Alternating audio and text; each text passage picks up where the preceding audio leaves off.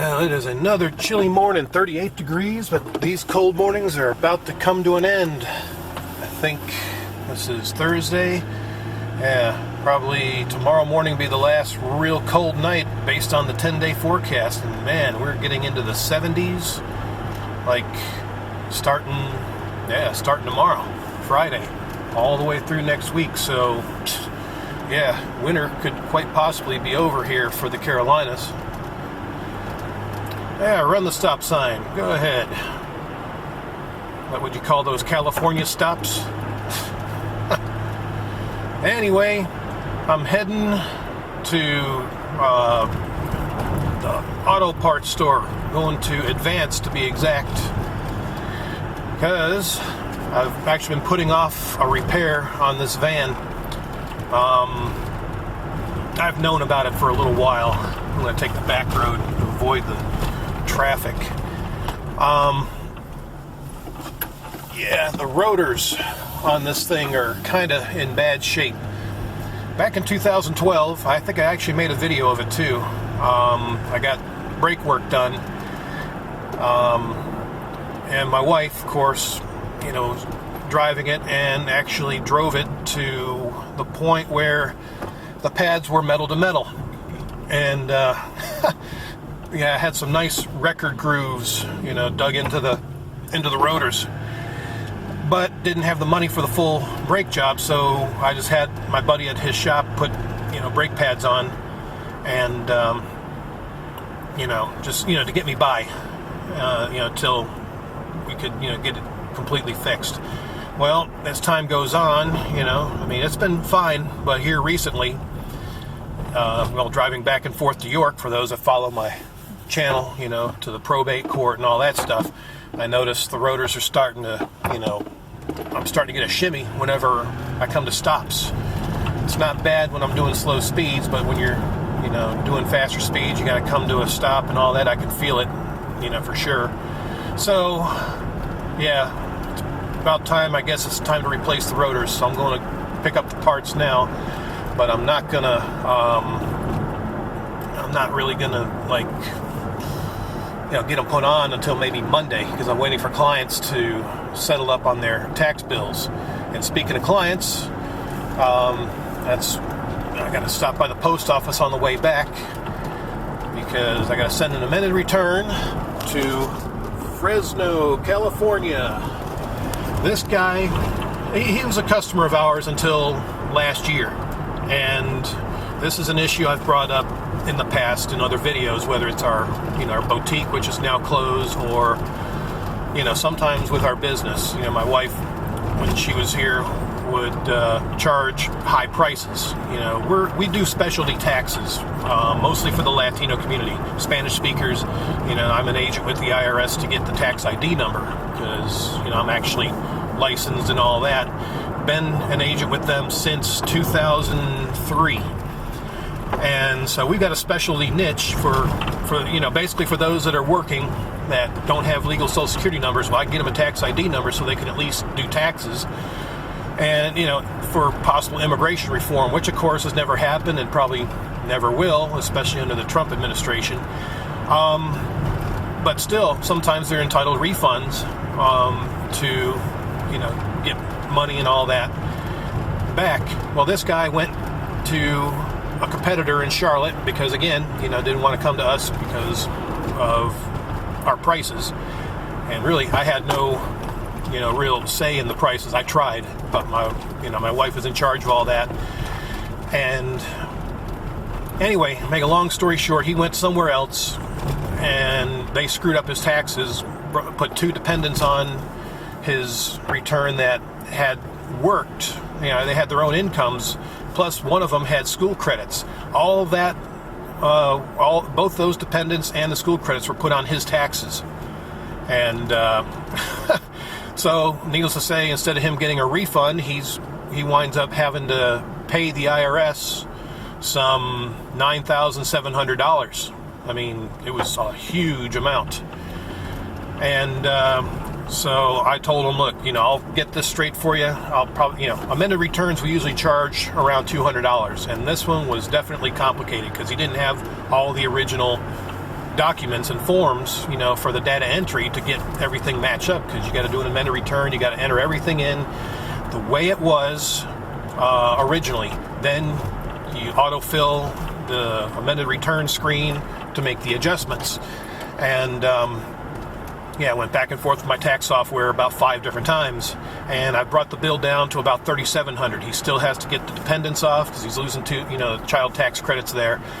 And since one of them was in college, there's about 4,000 in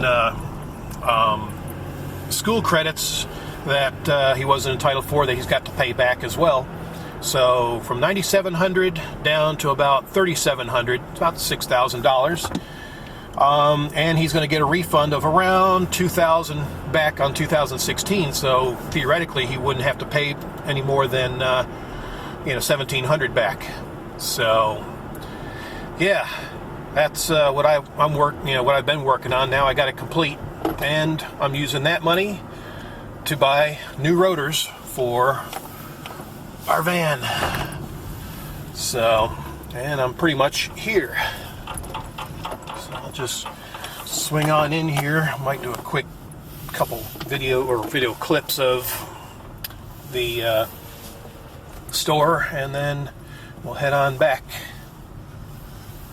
Yeah, there's an old Grand Prix. I used to have one of those. Ugly hoopty looking thing. All right, let me get my parts. All right, I got all sorts of parts. Hey, how's it going? Yeah, I'm actually going to need to get some brake rotors. Is there someone at the counter? All right. Headlight bulbs. Roaming around. Jacks.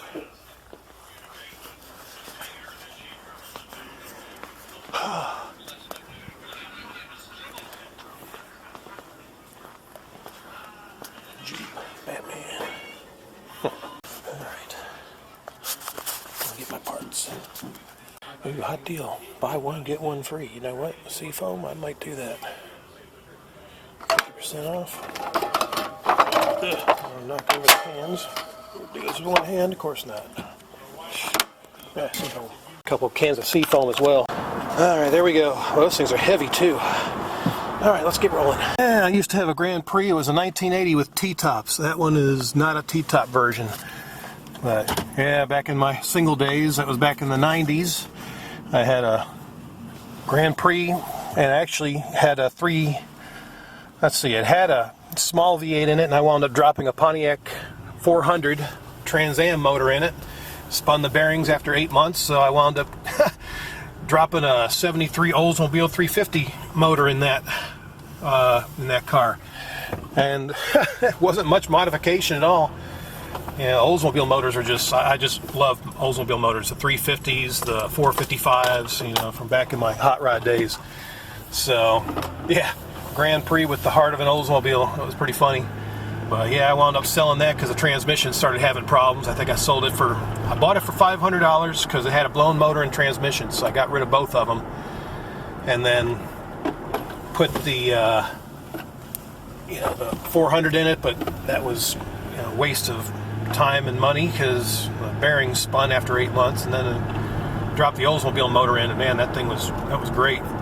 But yeah, I think I wound up selling it later on. You just kind of I got tired of it. Plus the interior was kind of falling apart, so I think I wound up selling it for $1,000 back then. But yeah, wait for traffic. And just talk more about taxes. Actually, I think I can go after this one. Yeah, I can make it. Sweet. So yeah, so this guy, I'm basically saving him $6,000 in IRS. Fees, with his amended return from $9,700 to $3,700, and then minus the $2,000 refund for 2016 taxes, and yeah, he only has to pay back about $1,700. So he's real happy about that. And again, now that I'm in charge of the prices, I'm lowering everything. I mean, I usually charge on average anywhere from $140 to $160, for married filing jointly, federal and 2 states, like North and South Carolina.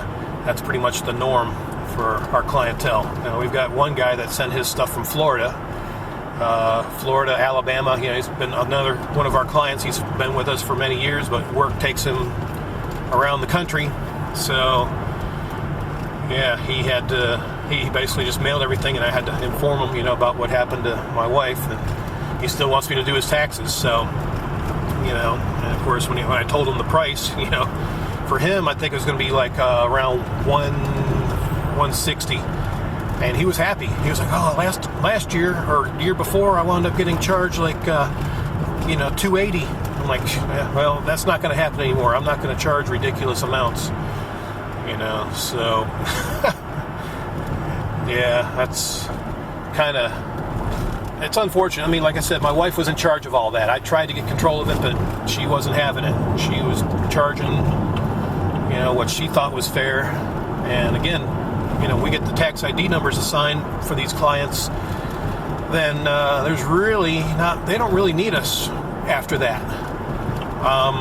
They can go into any other tax place and get their taxes done once that number's assigned. Look at that, $16,000 for a big old truck, trailer included?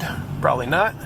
Yeah, I got to run by the bank actually, because I remember I got to make a deposit to cover the parts that I just bought. Oh yeah, total bill came to it was over $100, but they gave a veteran discount, which is good, and I brought it down to like 92 and some change. So yeah, that's a good deal. That's just the parts. Now I'll just rebuild my funds so I can get them put on. I'm thinking maybe Monday, because he's usually busy latter part of the week, Friday and Saturday especially. Man, he's swamped, so I'm not going to bug him. I'll just go up on Monday morning and get the rotors put on and new pads. Well, finally, get through this signal, make my deposit. I'll head on to the post office and get this certified sent off. All right, sneak on in here. All right, so that's done. I got money in there to cover those parts. U-Haul, more shady car lots. What do we got? We got a Camaro, a Mustang. All right, signal's working with me. That's good. Ford regular cab. See, I got to have something with a back seat. You know, like my truck. When I bought it back in 2004, it was a quad cab, and yeah, man, it had the back seat. I was like, oh, perfect. So I got a place to store stuff. You know, regular cab. I had, you know, back again in my muscle car days, I had a Chevy S10 regular cab, with a long bed, and I dropped a V8 in it, but there was like no room in that thing. Even putting a stereo system in it, you know, put speakers behind the seats. I mean, it was cramped in there. And I'm not really a tall guy. I'm only 5'9", and it was tight inside that S10. So yeah, I need something with space for sure. All right, post office. Last stop for this morning run around town. So, wow, this goose like all over. Driving on my side of the road, moron. All right.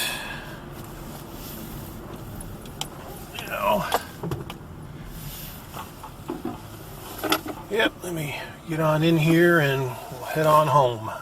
Alright, so that's done. Yeah, we're testing. 1, 2, 3. System ready? System ready. Yeah. Alright, so that's pretty much my running around for this morning. I don't know if I'll be doing anything else later today. Now that it's Thursday, things are starting to wind down a little bit for me. But no, yesterday was actually pretty busy with clients. That was good.